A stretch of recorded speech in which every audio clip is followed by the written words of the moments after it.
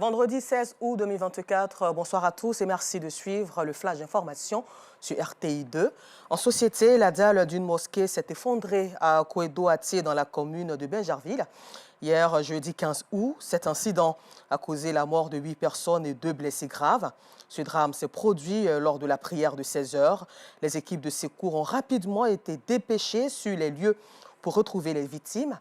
Pour en savoir plus sur ce drame, nos reporters sont allés sur les lieux.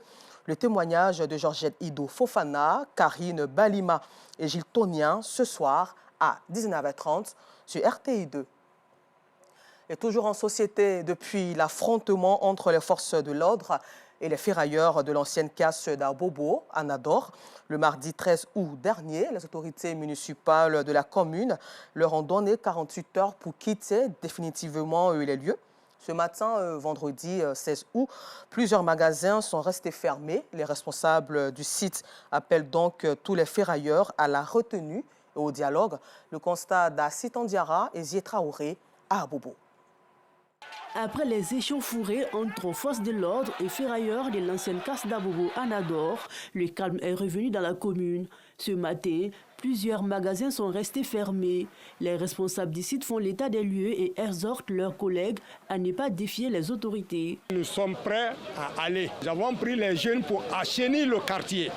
Aujourd'hui, quand vous rentrez dans la ferraille, tout est propre. En ce qui concerne la fluidité aussi, nous avons pris les mesures. Nous sommes en train de sensibiliser nos gens de ne plus garer au bord de la voie express. Un protocole d'accord avec la municipalité est par ailleurs demandé. Nous avons même commencé à évacuer ceux qui ont pris les magasins en Dautré.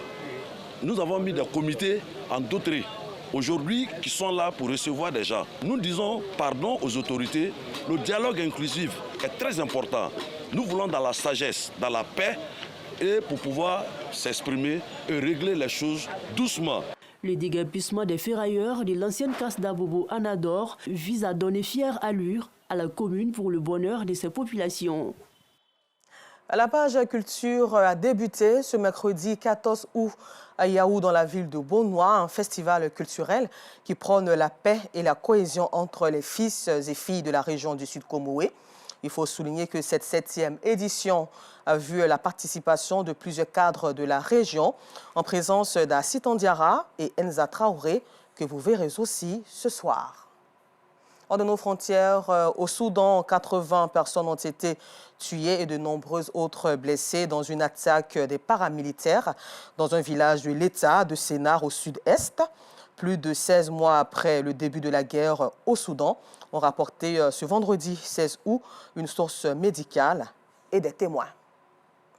Et puis nous terminons ce flash d'information en Chine. Les autorités ont élaboré un projet de loi révisé qui simplifiera l'enregistrement du mariage pour les couples et rendra plus difficile la demande de divorce. Une mesure qui a suscité le mépris des internautes et qui est devenue un sujet de discussion majeur sur Internet depuis ce jeudi 15 août en Chine. Encore merci à vous de nous avoir suivis. Je vous donne rendez-vous à 19h30, toujours sur RTI 2, mais cette fois-ci pour le temps d'information complet.